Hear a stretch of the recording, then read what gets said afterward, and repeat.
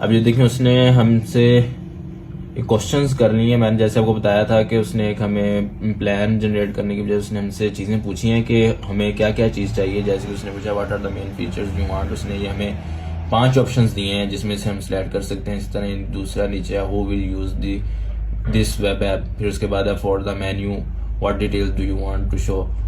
तो इसमें कोई इतना ज़्यादा मुश्किल नहीं है, यानी कि सिंपल सी इंग्लिश है। कोई भी जो इंसान है जिसको यानी कि थोड़ी नॉलेज है इंग्लिश की, जो समझ सकता है, वो इसको पढ़ के इजीली वेबसाइट बना सकता है। ये देखें इसने क्वेश्चंस पूछने के साथ साथ हमें ना एक प्लान भी जनरेट कर दिया है। तो आप इसको रीड करें।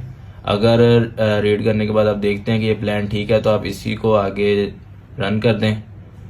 अगर नहीं ठीक लग रहा तो आप इसको दोबारा से अपना सारा प्लान दे सकते हैं, ताकि ये उस यानी कि आप जो भी चीज़ उसमें अपने प्लान के अंदर शामिल करना चाहते हैं तो फिर ये उसी के मुताबिक एक अच्छा प्लान और जनरेट कर देगा।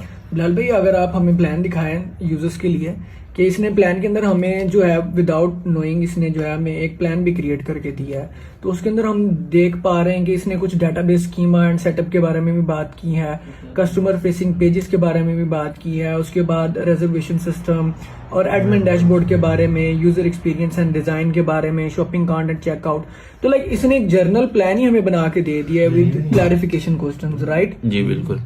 तो अभी हमें क्या करना चाहिए एज अ एक ले मैन, क्योंकि हमें तो नहीं पता कि कोडिंग के अंदर क्या चीजें करनी चाहिए। तो अब उसने कुछ ऑप्शंस हमें दिए हैं, तो हमें क्या करना चाहिए इस प्रोसीजर के अंदर?